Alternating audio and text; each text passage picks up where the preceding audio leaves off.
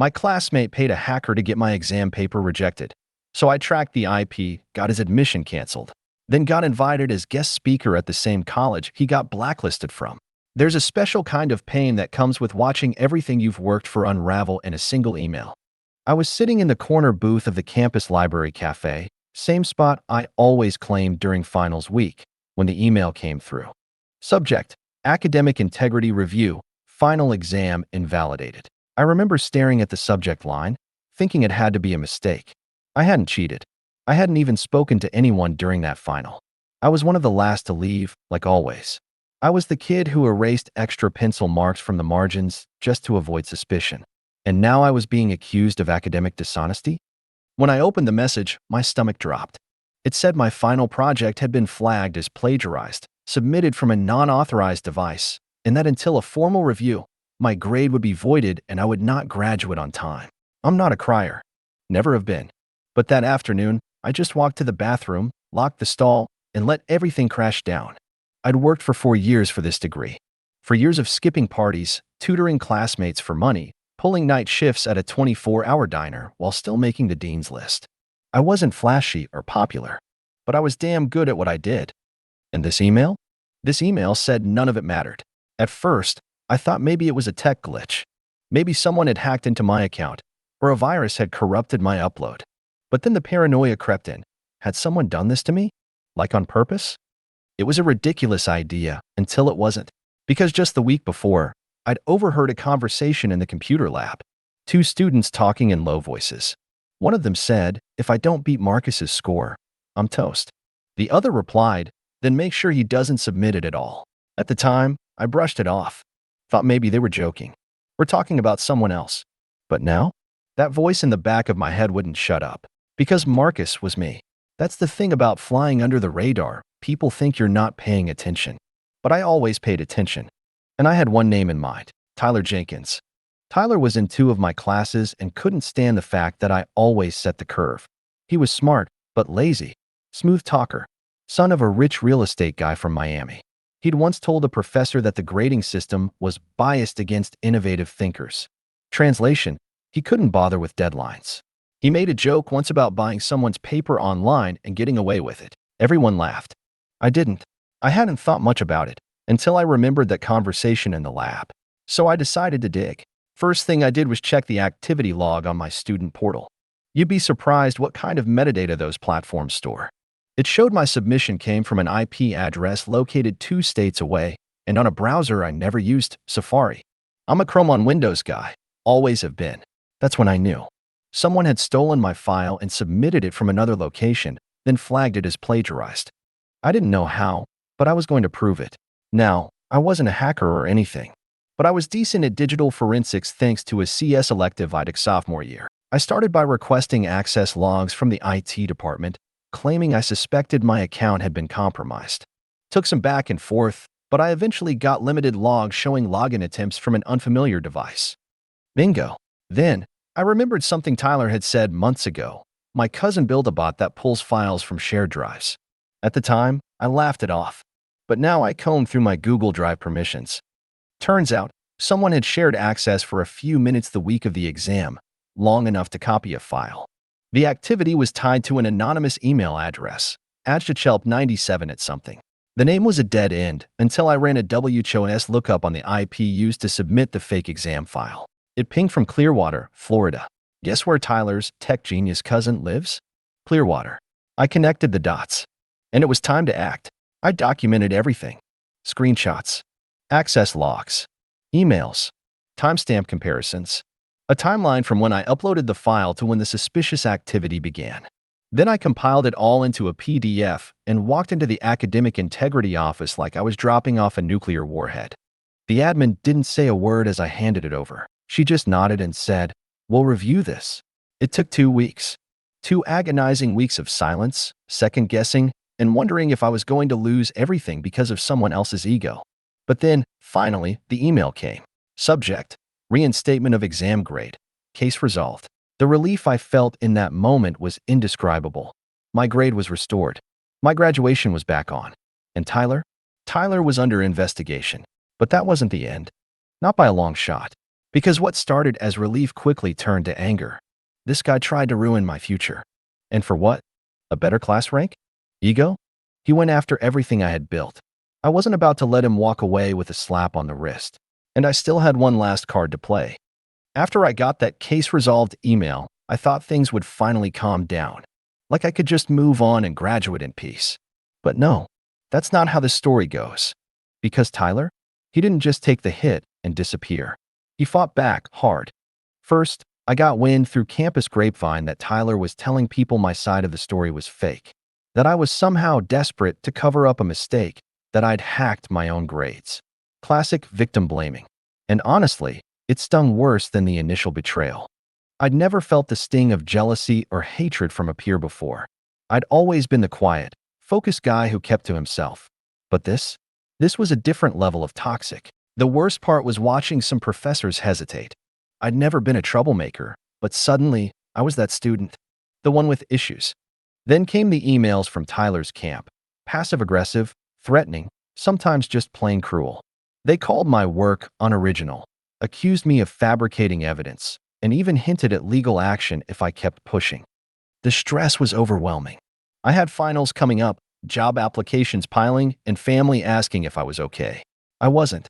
I stayed up nights, heart pounding, second-guessing everything. Was I making a mountain out of a molehill? Should I just let it go? But something inside me refused. I had to prove that integrity matters. That no matter what, you can't let people steal your hard work. So I started preparing for the official hearing Tyler's case was headed toward. I reached out to professors who had seen my work firsthand. They agreed to back me up. I even found a tech expert willing to look over my logs and attest that the evidence was legit. The night before the hearing, I barely slept. I kept going over my notes, rehearsing my points, mentally bracing for the confrontation. Walking into that room, I felt like I was carrying every single moment of 4 years of hard work. I saw Tyler there, smug as ever, acting like he was entitled to whatever he wanted. When the panel asked me to present, I laid it all out: the timeline, the digital footprints, the suspicious IP addresses. I didn't sugarcoat a thing. I told them exactly how Tyler had tried to sabotage me. Tyler's lawyer tried to discredit my evidence, but the tech expert's analysis was airtight. There was no way to wiggle out of it. After hours of testimony and cross-examination, the panel left the room to deliberate. That wait felt like forever. When they returned, the verdict was clear. Tyler's admission was revoked for academic dishonesty and misconduct. The university barred him from enrolling in any courses for the next 2 years. I couldn't believe it. It was a victory, one I fought tooth and nail to get. But it wasn't just about winning. It was about justice. The fallout hit Tyler hard. Within weeks, his social media blew up with rumors and calls for accountability. Some former classmates who had been quiet before now came forward with their own stories of his shady behavior. Meanwhile, I finished my last semester with a new sense of purpose. I threw myself into my studies, my projects, my job hunt, anything to reclaim my peace. But the weirdest part? I started getting messages from younger students, people I barely knew, thanking me for standing up to bullying and cheating. Some shared their own stories of sabotage and unfair treatment. Others just said I inspired them not to give up. It hit me then that my fight wasn't just about me anymore.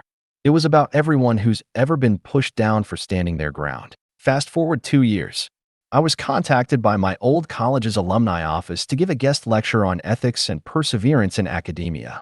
The irony wasn't lost on me. They wanted me to speak about integrity at the very place that nearly crushed me. Standing in the auditorium, I scanned the crowd, hundreds of students, faculty, even some new faces from Tyler's cohort. And then I saw him, Tyler, sitting stiffly in the back row. I didn't know if he recognized me, but I sure recognized the guy who tried to ruin me. That day, I told my story. I talked about the betrayal, the fight, and the importance of standing up even when it feels impossible.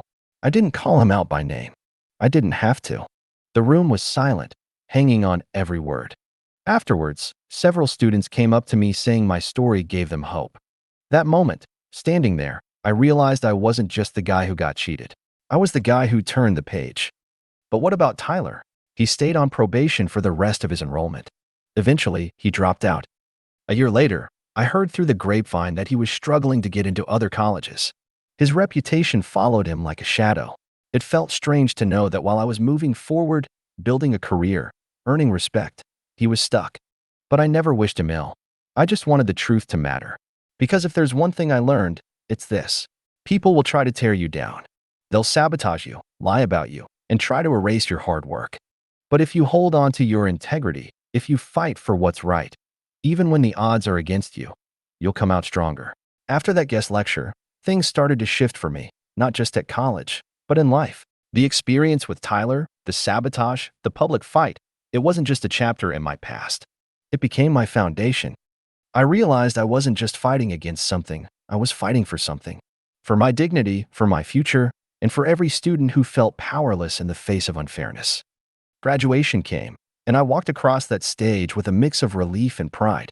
But unlike many of my peers, I didn't just have a diploma. I had a story of resilience. The next step was a job. But even there, the past haunted me. I applied to a bunch of firms, architecture, design, planning, you name it. But the old rumors still lingered, like a stubborn stain. Some places passed me over. Others gave me a chance, but treated me like I had something to prove. I got used to the extra scrutiny, the second glances. But instead of getting bitter, I used it as fuel. I pushed harder, learned faster, stayed later. One day, during a lunch break, a colleague who'd heard about my story said something that stuck. You don't just design buildings. You build trust. That line hit me. Because, in a way, I was doing both.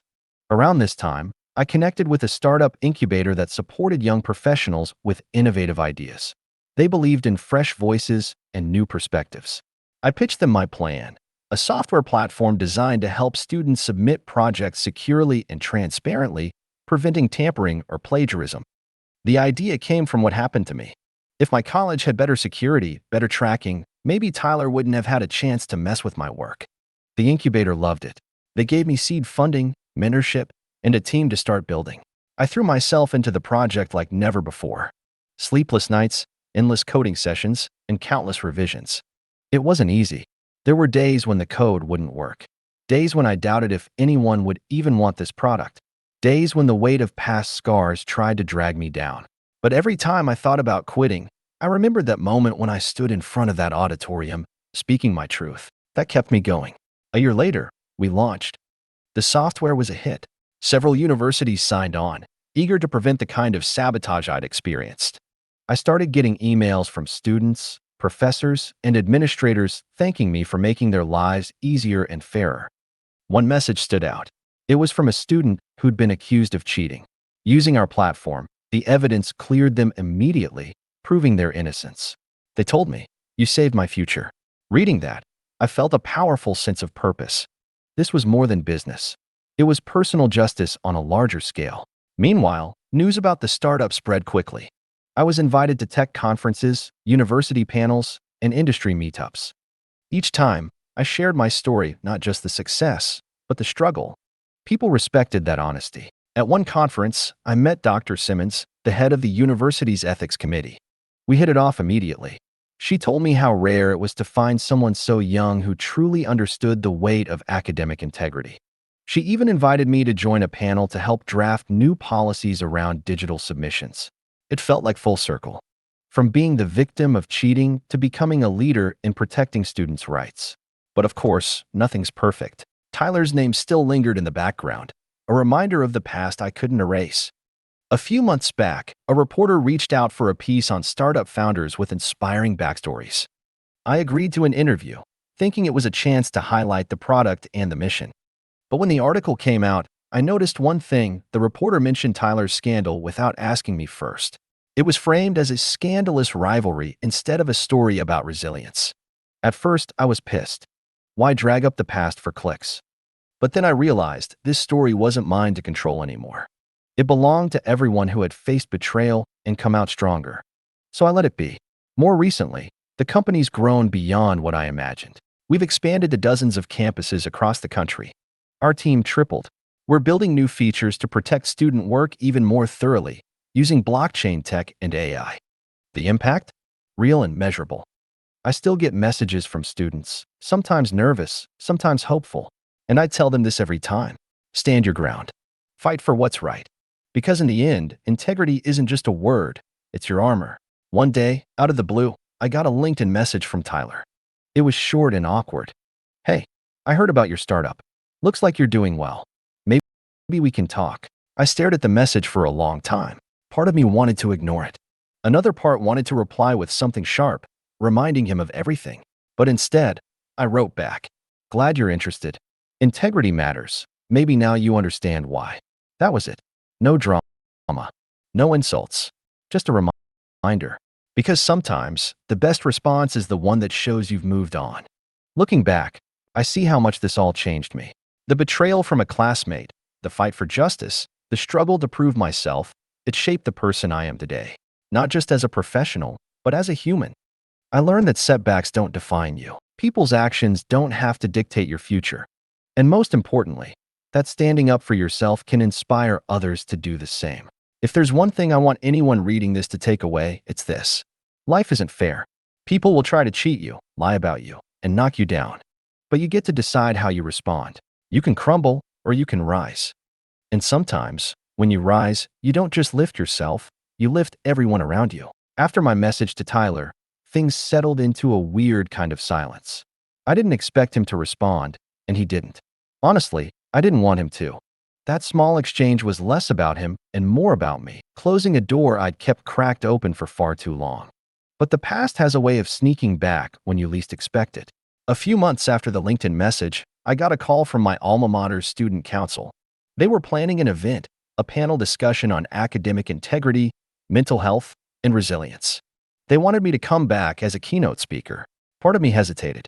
The place held too many memories, some good, mostly bitter. But I knew I couldn't say no. This was bigger than me. Standing in that packed lecture hall, I felt the familiar buzz of nerves, but also something else, purpose. I looked out at the sea of faces, students, faculty, parents. They were all here to hear about a journey I never thought I'd share so openly. I started by telling them about the hack, the rejection, the fight for my rightful place. Sometimes, I said, life throws people at you who want to erase your hard work and make you feel invisible. But the truth is, you're never invisible to those who matter. The room was silent. You could feel the weight of the words. After the speech, a student approached me. She was quiet but determined. She said, "Your story gave me the courage to report cheating in my group project. I was scared they'd turn on me like what happened to you. But now I realize standing up isn't just about me. It's about everyone who's been hurt by silence." That moment hit me hard. It wasn't just about me anymore. My fight had become a catalyst for change. But that night, when I finally got home and sat alone in my apartment, I felt a wave of exhaustion. I realized how much I'd carried, anger, betrayal, anxiety, over the years. It wasn't just Tyler's betrayal. It was every little voice in my head that told me I wasn't enough. I'd spent so long trying to prove them wrong that I'd forgotten to check in with myself. So I did. I took a hard look at my mental health. I reached out to a counselor, something I'd avoided for years because I thought toughing it out was enough. Talking helped. A lot. I started building healthier boundaries, letting go of toxic relationships, and even carving out time for things that made me happy outside of work and school. It was like finally unclenching a fist I'd been holding for too long. Meanwhile, my company kept growing. I hired people who shared my values, honesty, transparency, respect. We made a culture of support, where everyone knew their work mattered and cheating or cutting corners wasn't tolerated. We started sponsoring workshops at schools to teach students about digital safety and academic ethics. And we began partnering with nonprofits focused on mental health and student well-being. It felt right. Like the universe was giving me a chance to turn a painful experience into something meaningful. Then came an unexpected email from Tyler. He'd apparently started his own startup but was struggling to get traction. His message was polite but tinged with regret. "Hey, I know things ended badly between us. I'm reaching out because I want to learn from what happened. If you're open to it, I'd like to talk." I stared at the screen for a long time. Part of me wanted to say no. Why give someone who tried to destroy me another chance? But something deeper stirred. I remembered how much I'd grown, how much I'd learned about forgiveness. Not to absolve the past, but to free myself. So I replied, "Let's meet. But know this, respect and integrity aren't negotiable." Our meeting was awkward at first. Two people with a history heavier than either of us expected. He apologized sincerely, not just for the cheating, but for the arrogance and selfishness that had cost him so much. We talked about mistakes, growth, and the price of reputation. I told him how his actions nearly derailed me, but also how I'd used that pain to build something better. To my surprise, Tyler was genuinely reflective. I don't know if this was a full redemption story or just two people finding closure, but it felt like a step towards something healthier. After that, I kept moving forward, but with a new awareness. I'm not defined by the betrayals I faced or the fights I had to win. I'm defined by how I chose to respond, by creating a life and a career built on honesty, resilience, and empathy. When I think about where I started, quiet kid, doubted by peers, nearly robbed of my future, it amazes me how far I've come. More than that, I'm proud, not just for what I've achieved, but for the person I've become. If you're reading this and feeling crushed by someone else's betrayal or doubting your worth, remember this. You are not alone. You can rise. You can fight. And sometimes, the best revenge isn't tearing someone down. It's building yourself up so high that their actions can't reach you anymore. After that meeting with Tyler, things finally felt different. Not perfect, not magically healed, but different.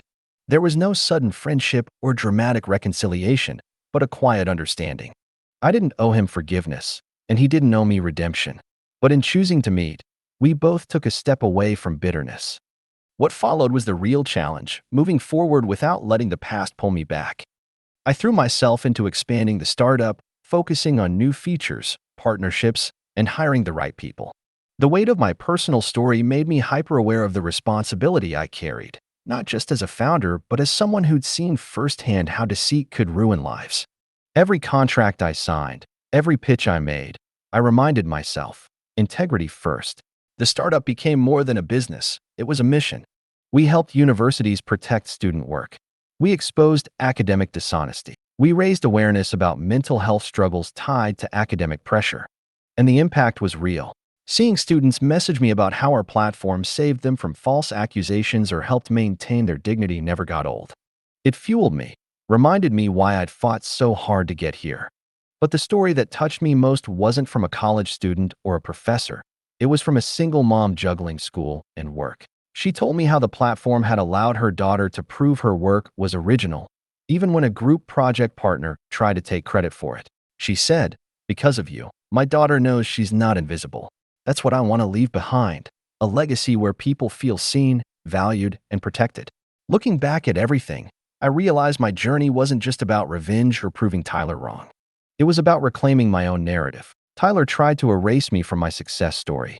But instead of fading away, I wrote new chapters, ones where my voice wasn't just heard, it mattered. Sometimes, I catch myself thinking about how fragile success can be, how one act of betrayal could have broken me, but instead, it forged me. And maybe that's the lesson. Our lowest moments can be the catalyst for our greatest growth. I never forgot the sting of being doubted, dismissed, or cheated. But I also never forgot the power I had to rise above. In the end, Tyler's story became a footnote, an uncomfortable reminder of the past that made me stronger. And me? I'm the author of my own future. Not because I never faltered, but because I refused to stay down.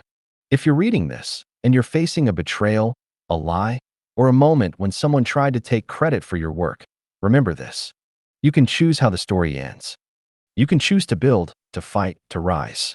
And that's a kind of victory no one can take from you.